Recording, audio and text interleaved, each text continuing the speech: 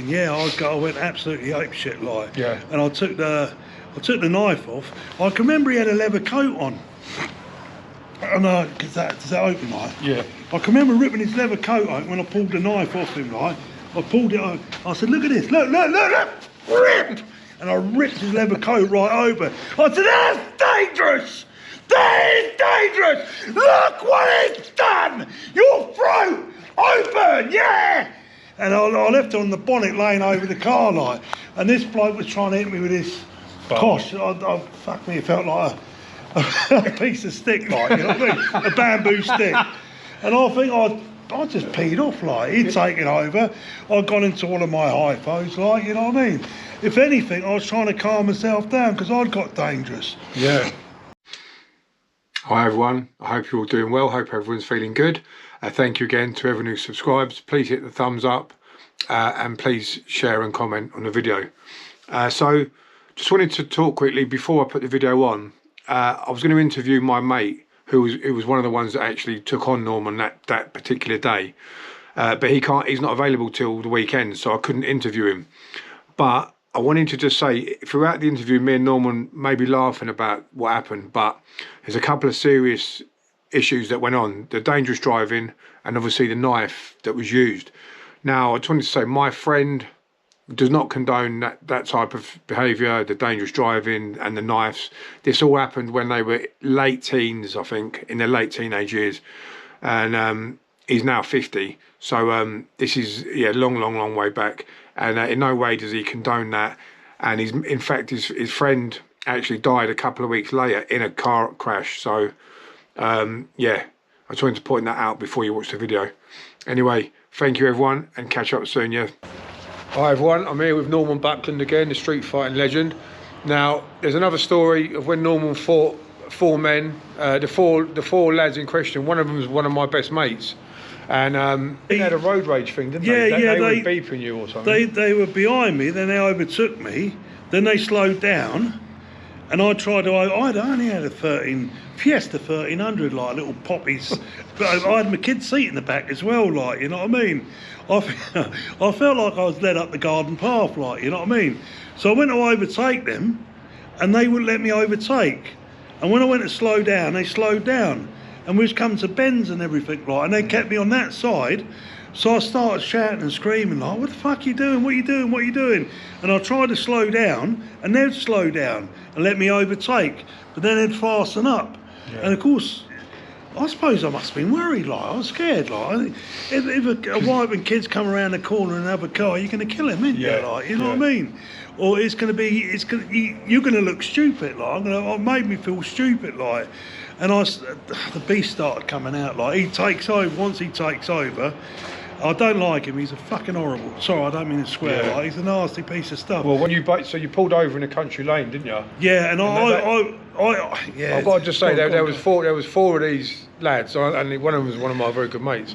There was four of them, and they all got out, and you got out of your car. Yeah. They had weapons, didn't they? One had, it's like a kitchen knife, like, you know what I mean? He probably had it in a boot or something, I don't know, something silly, like, and an iron bar, like, but it was more like, you know what I mean, an aerial, what comes off a car, like, you know what I mean? It was a telescopic Cosh. Yeah, it was a telescopic. And I thought, well, that's not going to do now, that's going to bend on me, innit? That's going to break. Didn't you take it straight off them? Yeah, I mean, I wasn't old myself, like, I must have been in my late 20s, like, but they were in their early 20s, and teenagers, like, they're someone's kids, like, you know what I mean? When you're bashing people up, you got to remember, like, they weren't fighters in a pub, they weren't waiting outside a club for me, like, you know what I mean?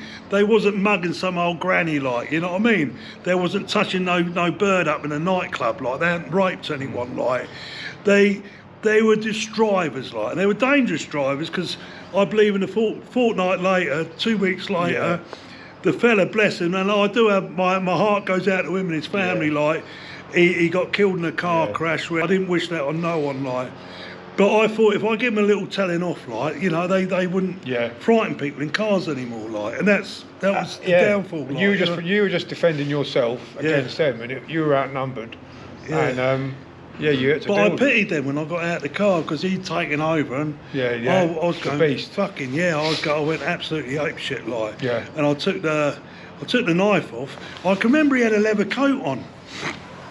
And does that open like? Yeah. I can remember ripping his leather coat open when I pulled the knife off him like. I pulled it out. I said, look at this, look. Ripped!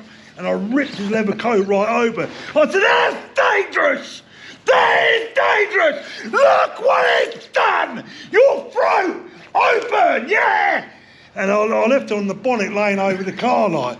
And this bloke was trying to hit me with his Cosh. Fuck me, it felt like a piece of stick like, you know what I mean? A bamboo stick.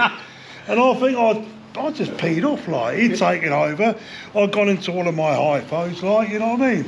If anything, I was trying to calm myself down because I'd got dangerous. Yeah. Then I pulled this bar off of him like, and I went to run around the car. One bloke locked himself in the car. Yeah.